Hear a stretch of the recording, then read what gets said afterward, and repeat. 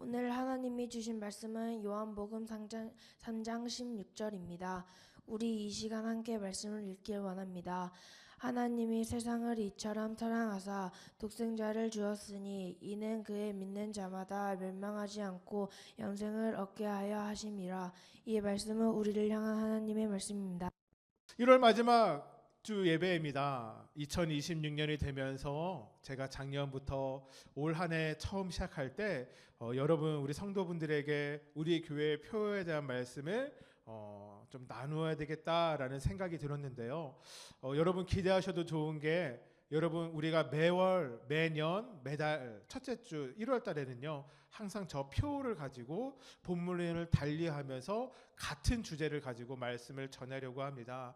여러분 우리가 그래서 특별하게 1월이 시작하며 새해가 시작될 때 좀 하나님 앞에서 마음을 다잡으면서 교회를 생각하며 나아가는 한 해, 그것이 여러분의 영적인 거룩한 습관이 되어지길 정말 주님의 이름 축복합니다. 하나님을 더 사랑하기 위해서 하나님의 마음을 알아야 한다. 예수님을 더 따르기 위하여 어떠한 사람이 제자인가. 또 성령 하나님을 의지하기 위해선 우리의 의지를 버리자. 이것이 지난 3주 동안의 말씀의 제목이었고 주제였죠. 그리고 이제 오늘 마지막 말씀을 나누려고 합니다. 바로 교회에 관한 말씀입니다. 사실은 말씀의 내용은, 말씀의 제목은 교회여 일어나라 하지만 말씀의 내용은 이렇습니다. 우리 교회는 어떤 교회가 되어야 할까?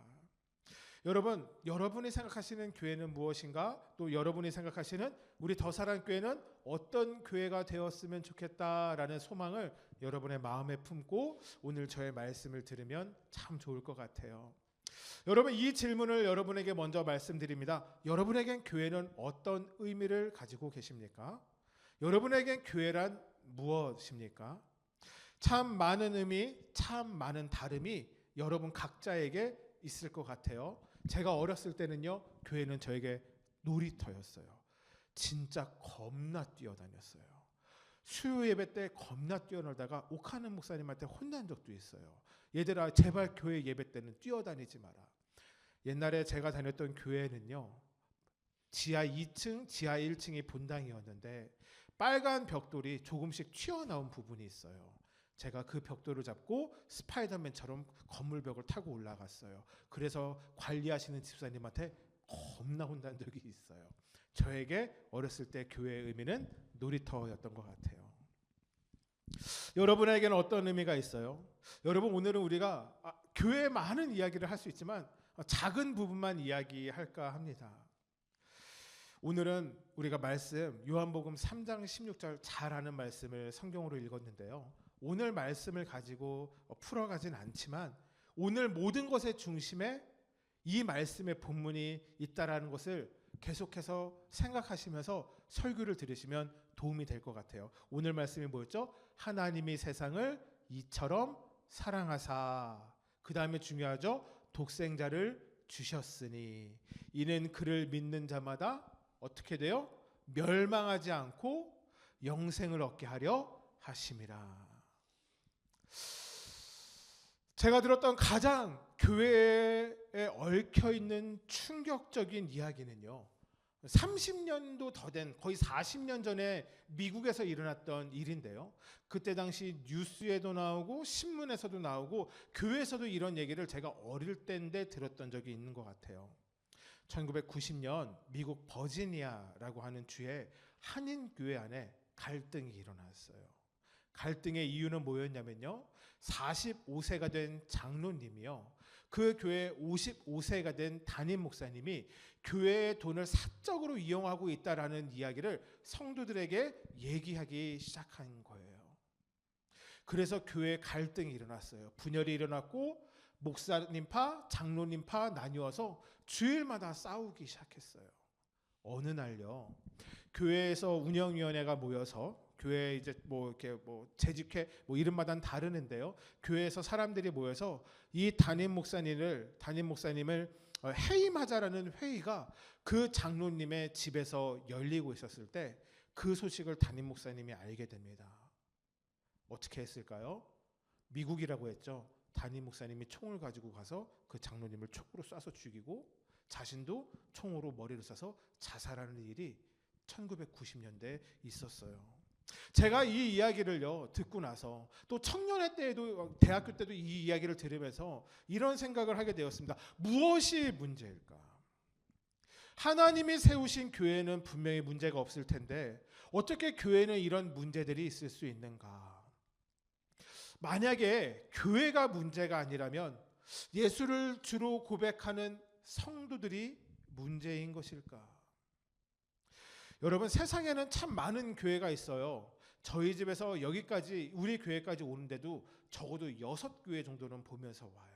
아마 여러분 집에 가면서 십자가 한번 세어보세요. 아마 5개 이상은 찾으실 수 있을 거예요. 많은 교회가 있고 교회는 각자 다른 모습도 비전도 사명도 있는 것을 압니다. 참 재미있는 건요, 사람들은 아니 우리는요 그 교회를 여러 가지 이유와 모습으로 나누어서 본다라는 거예요. 먼저 교회를 교단으로 나누어서 보시는 것 아시죠? 여러분 아시는 교단 있으세요? 장로교, 또 뭐 있어요? 침례교, 성결교, 감리교, 순복음. 우리 교회는 독립교단에 속해져 있죠. 하지만 저는 뿌리부터 제가 공부한 것까지 다 장로교에 뿌리를 두고 있어서 사실 저희 교회 색채는 매우 장로교와 비슷합니다. 여러분, 우리나라에 교회가 들어온 것은요 1984년 아닐 것 같아요. 1884년이에요. 1884년, 지금으로부터 150년 그 정도 전에 우리나라에 교회가 들어옵니다. 알렌 선교사에 들어오면서 시작이 됐고 본격적으로 복음이 전해지며 교회가 세워지었던 것은 그 다음 해인 1885년, 이번에 우리 양화진 갔었을 때 친구들이 보았던 인물이에요. 아펜젤러 선교사님, 언더우드 선교사님에 의해서 복음이 전해지기 시작한 게 우리나라 기독교의 역사입니다. 여러분, 그런데 그 이후로요 2025년까지 오면서 우리나라에는 무려 374개의 교단이 있어요. 교단이 진짜 많아요. 여러분, 이렇게 교단이 많아진 것은요 사실 좋은 이유에서는 아닌 것 같아요. 대부분의 교단이 나뉘어진 데의 첫 번째 이유가 갈등이 있었기 때문입니다. 교회를 크기로도 구분해서 이야기하시는 것 알아요? 초대형 교회, 대형 교회, 중소형 교회, 작은 교회, 소형 교회, 이렇게 나눕니다. 교회 건물을 가지고도 이렇게 세상은 얘기해요. 그냥 교회라고 하는 교회들이 있어요. 대부분 독립 건물로 지어진 교회를 그냥 교회라고 얘기해요. 여러분, 우리 교회는 어떤 교회라고 불리는지 아세요? 상가 교회예요. 상가에 있잖아요. 그래서 우리 교회는 상가 교회예요. 여러분, 그런데 사실 요즘 2026년 이 시대에 교회를 사람들이 나눌 때 가장 큰 이슈는요 정치적 이념인 것 같아요. 우파교회, 좌파교회. 여러분, 그렇다면 우리 교회는 어느 교회일까요? 좌파교회일까요? 우파교회일까요? 대답하지 마세요. 유튜브에 들어가면 곤란하거든요. 제가 이 시간 정확히 밝힙니다. 여러분, 우리는 그리스도파 교회입니다. 그리스도파 교회는 존재하진 않고 제가 그냥 이름을 붙여봤습니다. 여러분, 교회는요 정치적 이념에 휩쓸리는 공동체가 되어서는 안 됩니다. 여러분, 예수님이 오실 때를 잠깐 생각해 볼까요? 예수님이 오실 때 유대 민족들이요 메시아를 기다렸어요. 오랜 시간 동안. 메시아는 우리나라 말로 따지면 구원자예요. 글쎄, 청소년들한테 이야기하면 이 정도가 좋을 것 같아요. 마이 슈퍼히어로, 이 정도일 것 같아요. 모든 상황을 역전하는 메시아를 기다렸어요. 왜냐하면 오랜 시간 동안 로마에 의해서 식민 지배 받고 있었기 때문이에요. 여러분, 예수님이 사역을 시작하시며 공생의 사역을 시작하시며 놀라운 권위의 말씀도 전하셨지만 놀라운 기적도 행하시죠. 여러분, 예수님 기적 떠오르는 것 있으시죠? 첫 번째 기적, 물이 변하여 뭐가 되었다고요? 포도주가 된 기적. 아픈 사람을 고치시고 병 들린 사람을 낫게 하시고 귀신 들린 자를 자유케 하시고 끝내는 어떤 사역까지 하시죠? 죽은 자를 일으키시며 아무것도 없는 광야에서 들판에서 물고기 2마리 떡 5개로 수백 명의 수만 명의 사람들을 먹이는 일까지 일어나요. 그러자 예수님을 향한 유대인들의 기대는 점점 커졌어요. 이 사람이 우리의 정치적 메시아겠구나. 여러분, 그런데요, 예수님은요 우파의 대변인이 되시지도 않았고요, 좌파의 수장이 되시지도 않았어요.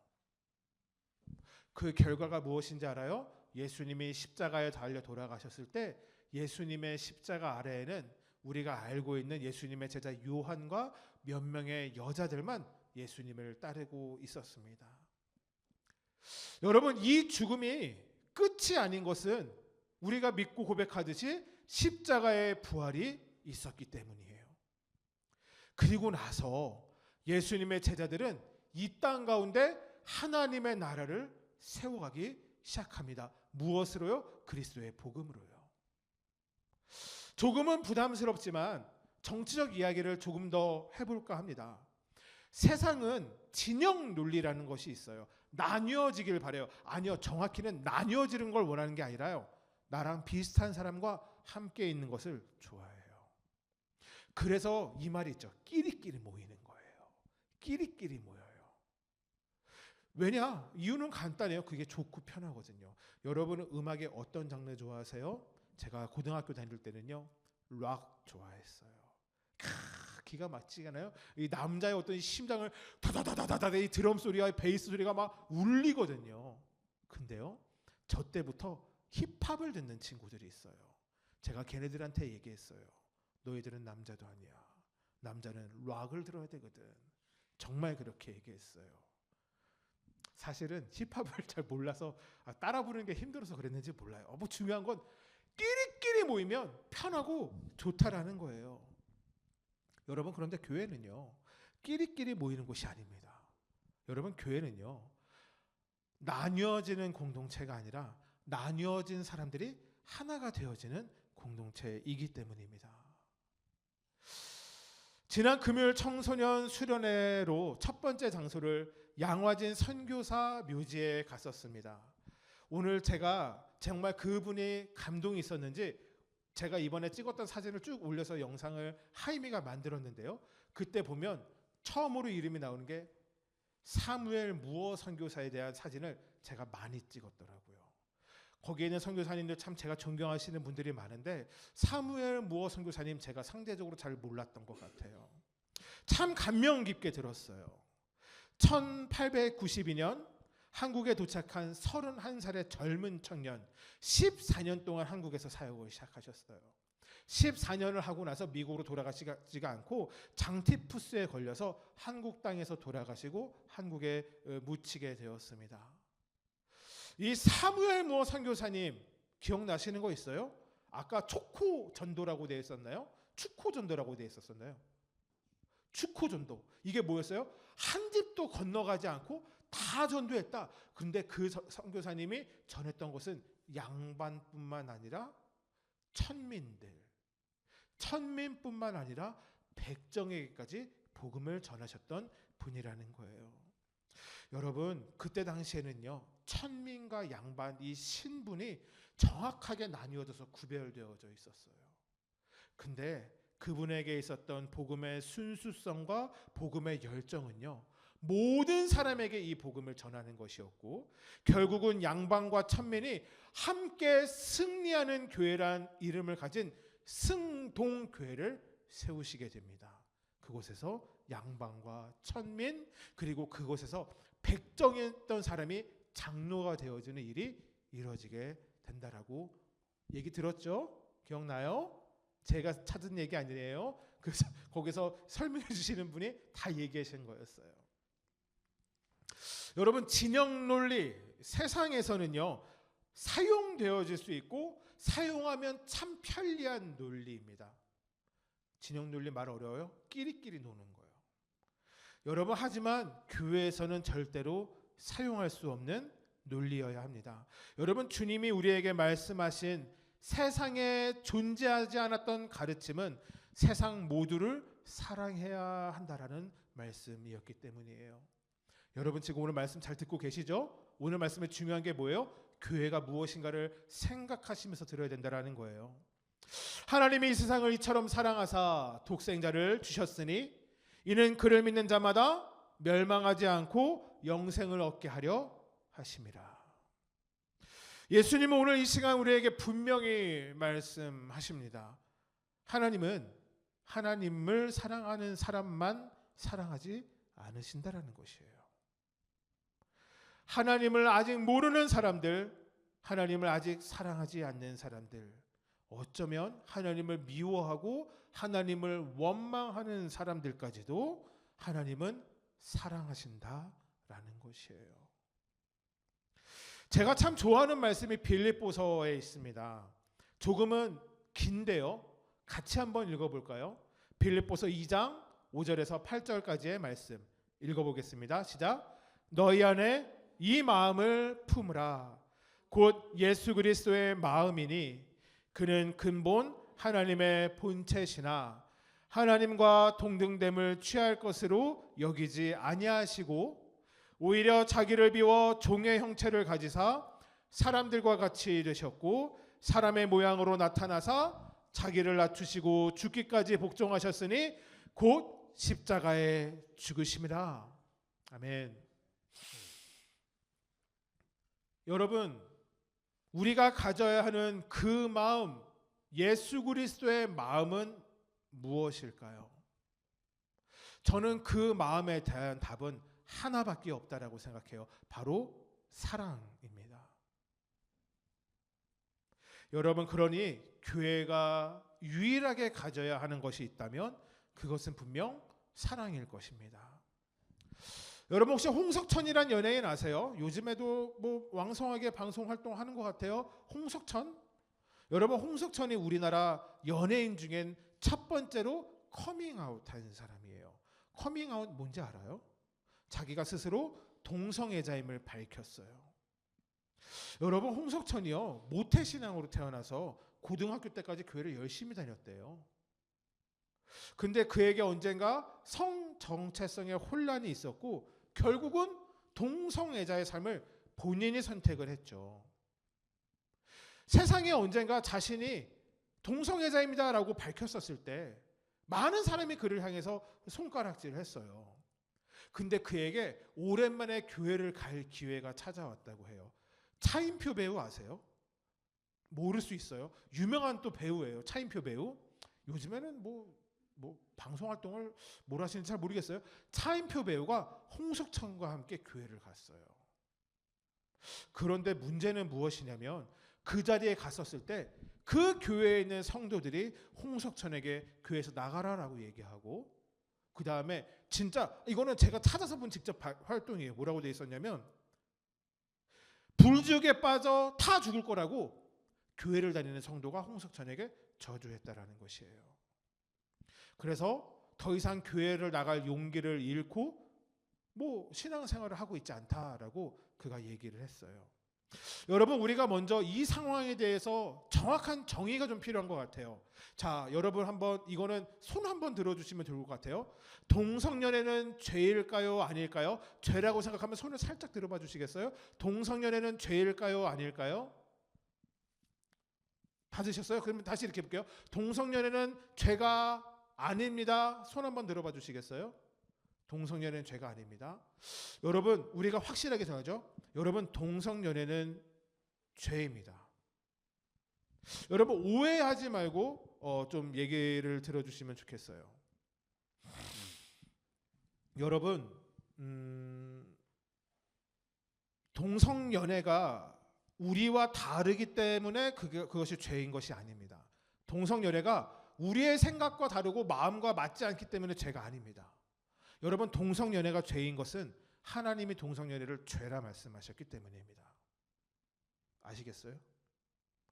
동성연애가 죄인 것은 나의 생각과 상관없이 하나님이 그것은 죄야라고 구분해 놓으셨기 때문입니다. 그렇다면 이 다음 질문이 사실상 더 오늘의 말씀에 중요해요. 동성연애자는 죄인입니까? 의인입니까? 여기에 대해서는 제가 답을 해드릴게요. 여러분, 이 질문의 답은 두 개입니다. 동성연애자는 죄인입니다. 그리고 한 가지 더 답이 있습니다. 그런데 그는 의인입니다 라는 답까지 함께 와야 이것이 정답인 것 같아요. 여러분, 오해하지 말고 잘 들어보세요. 성경에서 말하는 죄인은요, 세상의 기준에 놓여진 죄인과 다릅니다. 성경에서 정의하는 죄인은요, 하나님의 말씀에 순종하지 않는 사람을 죄인이라 이야기하기 때문입니다. 그래요, 하나님께 순종하지 않는 사람이 죄인입니다. 그런데 죄인이 영원한 죄인으로 머무를 수 없는 것, 그러한 죄인을 예수님이 부르셔서 의인이 되시게 하는 분, 그분이 우리의 메시아 예수 그리스도이기 때문이에요. 마가복음 2장 10절에 이렇게 얘기합니다. 예수께서 들으시고 그들에게 이르시되 건강한 자에게는 의사가 쓸데없고 병든 자에게라야 쓸데있느니라. 중요한 말씀이 있죠. 나는 의인을 부르러 온 것이 아니요 죄인을 부르러 왔노라. 여러분, 예수님에게 혹시 이러한 별명이 있는 것 아세요? 세리와 창기의 친구. 들어보셨어요? 세리와 창기는 당시 예수님이 살아가셨을 때 가장 나쁜 사람, 가장 더러운 사람, 가장 죄인이라고 부르는 사람을 세리와 창기라고 했는데요. 세상 사람들은 예수님의 사역을 보면서 예수님을 향하여 세리와 창기의 친구라고 이야기하셨어요. 마가복음 2장, 우리가 방금 읽은 본문이 마가복음 2장인데요. 예수님이 이러한 말씀을 하신 이유가 있었어요. 왜 이런 상황이 됐냐면요, 세리 레위를 제자도로 받아들이셨거든요. 이것은요, 있을 수 없는 일이었어요. 하나님의 말씀을 전하는 선지자 포지션에 있었던 예수님이 제자들을 부르시는데 조금 배우지 못한 어부까지는 사람들이 받아들일 만했었던 거예요. 근데 받아들일 수 없는 기준이 있었어요. 바로 세리였어요. 어떻게 저 사람이 하나님의 말씀을 전하는 저 선지자, 저 선생님, 예수의 제자가 될 수 있어? 여러분, 이것을 매우 이 선택을 싫어하는 사람들이 있어요. 바로 오늘 우리가 방금 읽은 말씀의 전절인데요. 제가 한 번 더 읽어드릴게요. 바리새인의 서기관들이 예수께서 죄인 및 세리들과 함께 잡수시는 것을 보고 그의 제자들에게 이르되 어찌하여 세리 및 죄인들과 함께 먹는가? 여러분, 바리새인들, 서기관들, 여러분 당시의 종교 지도자들이라고 불리우는 사람들이요, 예수님께 큰 관심이 있었어요. 그러니까 예수님이 좋았던 거예요. 근데 예수님이 어울리는 사람이요, 자신과 어울릴 수 없는 사람이라고 생각을 합니다.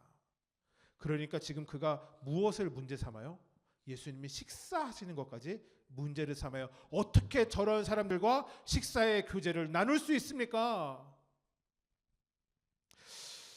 여러분, 그들은 결국 예수님을 미워하게 되었고 예수를 죽일 마음을 품게 됩니다. 왜일까요? 그들에게 예수님의 마음이 없었기 때문인 것 같아요. 그들은 자신들과 어울릴 수 있는 사람과 어울릴 수 없는 사람들을 나누어 구별합니다. 뉴질랜드에서 사역하시는 브라이언 매드웨이라는 목사님이 이런 말씀을 하시더라고요. 이 시대의 교회에는 예수님을 사랑하는 자들로 가득 차 있다.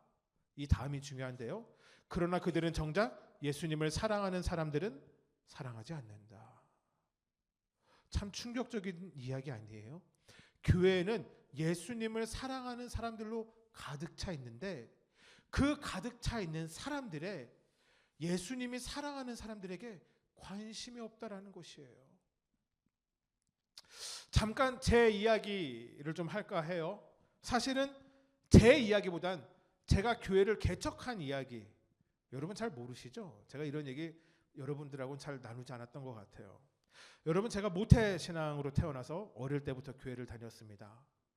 이렇게 얘기하면 막 저희 집이 막 3대째 4대째 믿음의 집안인 것 같지만 저희 외할머니 외할아버지 친할머니, 친할아버지랑 예배를 같이 드려본 적이 한 번도 없어요.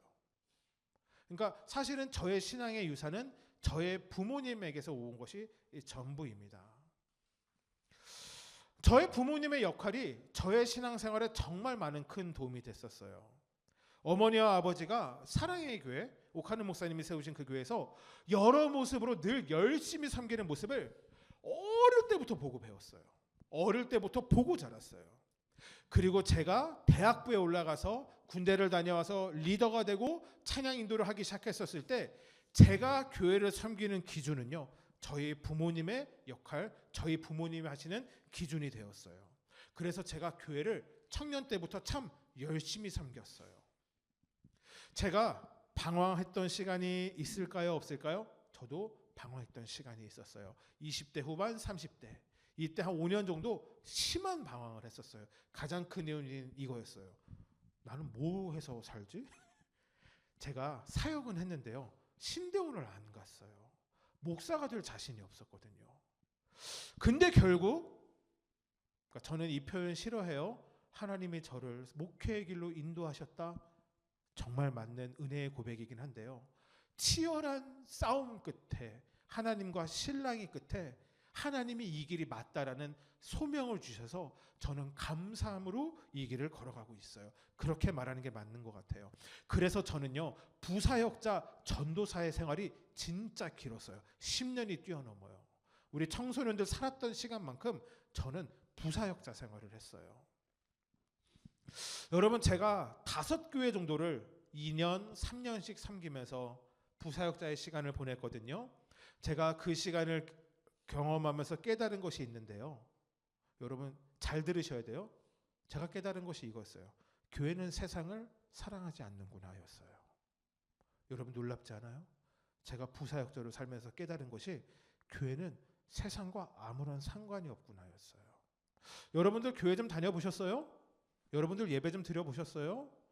여러분이 지금까지 다니셨던 교회가 세상에 무슨 일 하는 거 혹시 보셨어요?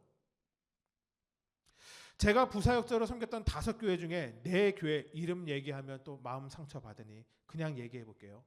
기도에 엄청나게 힘쓰는 교회가 있었어요. 여러분, 그 교회는 잘못된 기도에 힘써 극우에 앞장서는 교회가 되어서 자신이 지지하지 않는 다른 당의 지도자가 대통령이 되면 그 사람 죽여야 된다고 설교 시간에 얘기하는 교회가 되었어요. 새로운 부흥을 꿈꾸는 교회는요, 담임 목사를 쫓아내고 젊은 담임 목사를 데리고 왔어요. 그럴 수 있죠. 부흥이 안 돼서 담임 목사를 쫓아냈거든요. 근데 결국 새로 온 젊은 목사도 새벽 예배 시간에 멱살 잡고 끌어내려서 다른 목사로 바꾸었어요.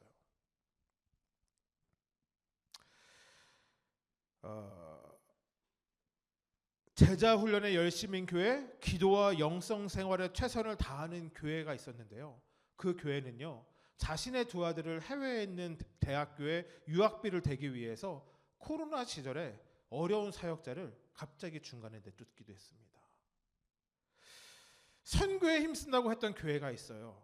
그 교회는 절대로 은행빚을 내서 교회 건물을 짓지 않는다 이야기했지만 엄청난 막대한 은행빚에 결국은 지게 되었고요.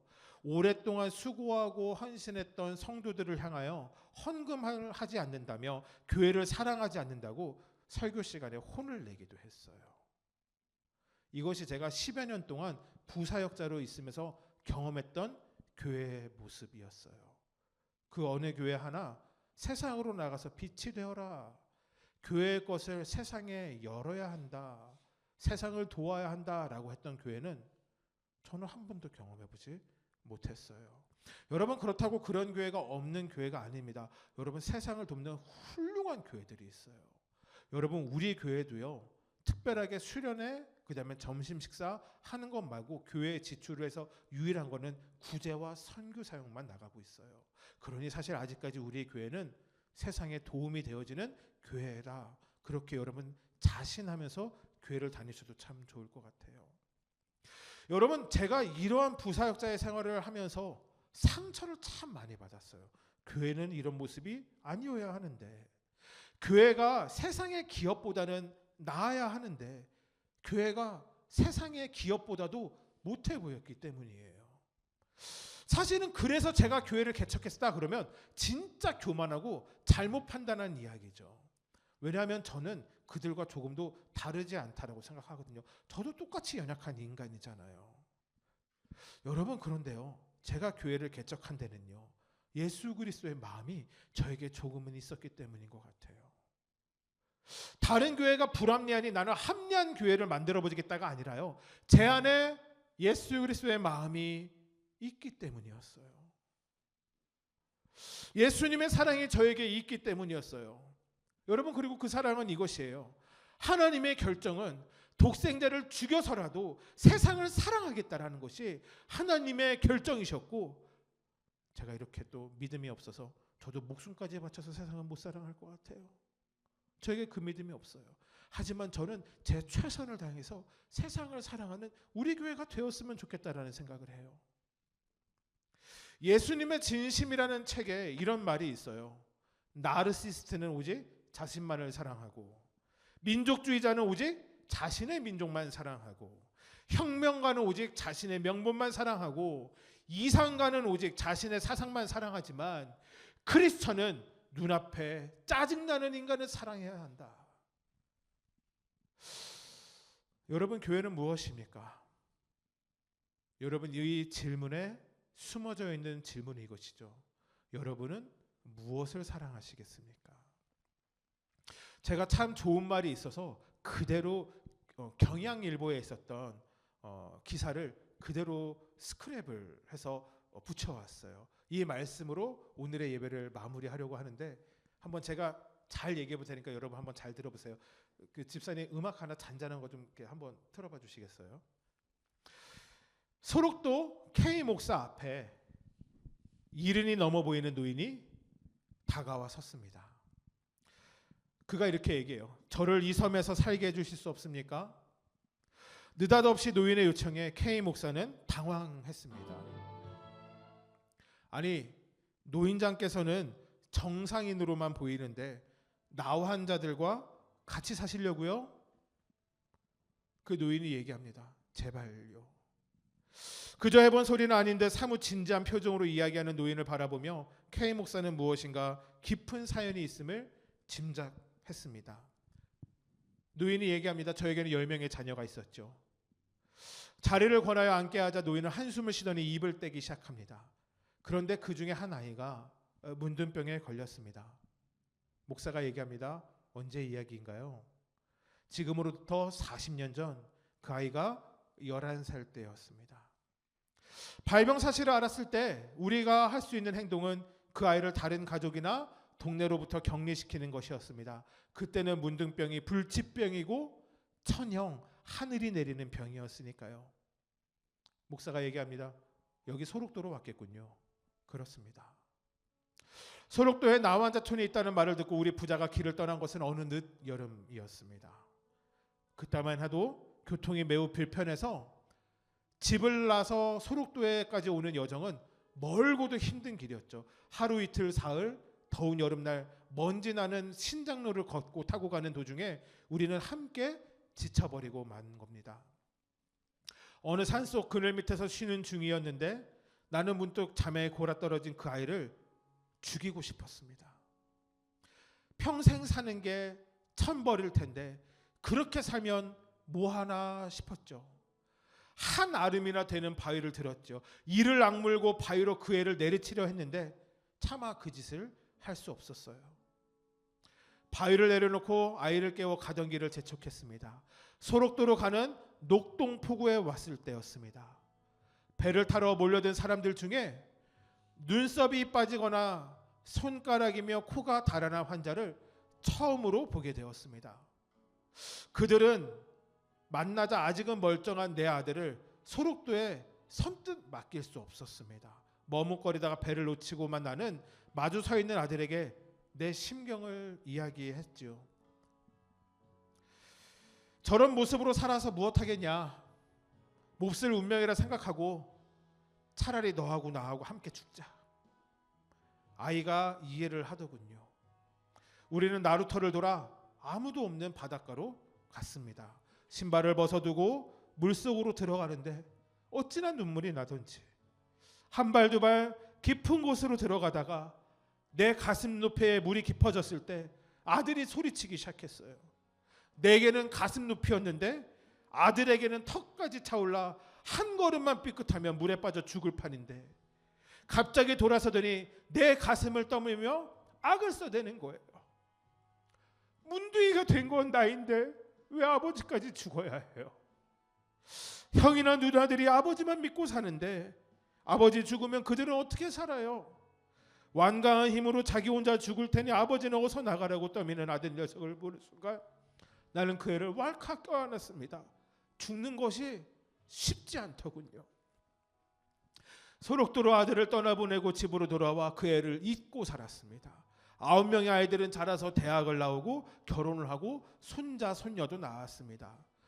얼마 전 큰 아들이 시골의 땅을 다 팔아서 올라와서 자기와 함께 살자고 얘기하더군요. 그래서 그렇게 했어요. 처음 아들네 집은 편했습니다. 주는 대로 받아 먹으면 되고 입을 펴주면 누워 자면 그만이고 가끔씩 먼저 죽은 마누라가 생각이 났지만 얼마 동안은 참 편했습니다. 그런데 날이 시간이 지날수록 아이들 눈치가 보이더군요. 그 애들은 아무런 말도 없었는데 어느 날인가 드디어 큰아이가 입을 엽디다. 큰 아들만 아들이냐고. 그날로 말없이 짐을 꾸렸어요. 그런데 사정은 그 후로도 마찬가지였어요. 둘째, 셋째, 넷째 허탈한 심정으로 허물어져가는 시골집에 되돌아오니 문득 40년 전 소록도에 버렸던 아들이 생각이 났습니다. 내 손으로 죽이려고 했던 그 아이, 끝내는 그 섬에 내팽겨치고 40년 동안 잊고 살았던 아이, 다른 9의 아이들은 힘겹게 대학까지 가르쳐 놓았지만 내다버리고 까맣게 잊어버린 아이, 다시 또 먼 길을 떠나 그 아이를 찾았을 때 그 아이는 이미 아이가 아니었습니다. 쉰이 넘은 데다가 그동안 겪은 병고로 인해 나보다 더 늙어 보이는, 그러나 눈빛만은 예전과 다름없이 투명하고 맑은 내 아들이 나를 울면서 반기는 것이었습니다. 아들은 나를 껴안으며 이렇게 말했어요. 아버지를 한시도 잊은 날이 없습니다. 아버지를 다시 만나게 해달라고 40년이나 기도를 했는데 이제야 기도가 응답이 되었네요. 나는 흐르는 눈물을 닦을 여유도 없이 물었습니다. 어째서 이 못난 애비를 그렇게 기다렸는가? 자식이 문둥병에 걸렸다고 무정하게 내다버린 채 한 번도 찾지 않은 애비를 원망하고 저주를 해도 모자랄 텐데 왜 나를 기다렸느냐고. 그러자 아들은 말했습니다. 여기 와서 예수님을 믿게 되었는데 그 이후로 모든 것을 용서하게 되었노라고. 예수 그리스도의 사랑이 비참한 운명까지 감사하게 만들었다고. 아들은 자신의 기도에 응답한 것에 감사했습니다. 그때 그제서야 나는 깨닫게 되었습니다. 나의 힘으로 온 전성을 쏟아 가꾼 9개의 화초보다 쓸모없다고 내다버린 한 포기 병든 풀이 더 싱싱하고 푸르게 자라 있다라는 것을, 예수 그리스도 그분이 누구신지를 모르지만 내 아들을 변화시킨 분이라면 나 또한 마음을 다해 그분을 받아들이겠노라 다짐했습니다. 목사님, 이제 내 아들은 병이 완쾌되어 여기 음성 나완자촌에 살고 있습니다. 그 애가 내가 여기 와서 함께 살아주기를 간절히 원하고 있습니다. 그 애와 며느리 그리고 그 애의 아이들을 보는 순간 그 바람이 결코 거짓이 아니라는 걸 깨달았습니다. 이들의 눈빛에는 지금껏 내가 구경도 못했던 그 무엇이 들어있었습니다. 공들여 키운 9명의 아이들에게선 단 한 번도 발견하지 못한 깊은 사랑이라고나 할까요? 나는 그 애에게 잃어버린 40년의 세월을 보상해 주어야 합니다. 함께 있어주는 것만으로 그에게 도움이 된다면 나는 기꺼이 그렇게 할 작정입니다. 그러니 목사님, 저를 여기서 살게 해 주세요. 사랑하는 여러분 제 이야기를 들으면서 여러분의 어떠한 마음이 좀 생기셨어요? 여러분, 이 아버지의 마음이 여러분 교회가 가져야 할 마음이 아닐까요? 여러분, 우리가 교회를 다니면서 얼마나 많은 세상의 사람들을 보지 않고 무시하고 관심을 끄고 살아왔는지 모르겠습니다. 마치 관심이 없어 소록도에 버린 아들처럼. 여러분, 그런데 예수 그리스도의 마음이 무엇이에요? 다시 그 아들을 찾으라는 것입니다. 그 아들에게 찾아가라는 것이에요. 여러분, 우리 이 시간 같이 한번 기도하며 우리 특별하게 있었던 이 한 달의 말씀을 좀 정리해 볼까 해요. 사랑하는 성도 여러분, 우리가 이곳에 의인이어서 나와 있는 것 아니고, 여러분, 우리가 운이 좋아서 이곳에 나와 있는 것도 아니고, 이곳에 하나님의 부르심이 나와 이곳에 앉아 있는데, 여러분은 우리는 언제까지 외면하면서 살아가시겠습니까? 여러분, 언제까지 스스로만 만족하며 살아가시겠습니까? 복음을 전한다라는 것은 여러분, 우리에게 선택이 아니라 여러분, 우리의 삶의 의무가 되어야 하는데, 10년, 20년, 30년을 살아도 단 한 번도 그 안에 우리가 포함되어 있지 않다면, 여러분, 정말 우리의 마음에 예수 그리스도의 마음이 있는 것일까요? 여러분, 우리 이 시간 그래서 같이 한번 기도하며 나아갑시다. 하나님, 세상에 어떠함 따라가는 우리 아니라 하나님, 예수님 닮아가는 우리 되게 하여 주시옵소서. 예수님의 마음으로 살아가는 우리 되게 하여 주시옵소서. 주님의 마음을 품는 우리 한 사람 한 사람 되게 하여 주시옵소서. 우리 시간 같이 한번 믿음으로 기도하며 나아갑시다. 기도하겠습니다. 하나님 아버지, 감사합니다.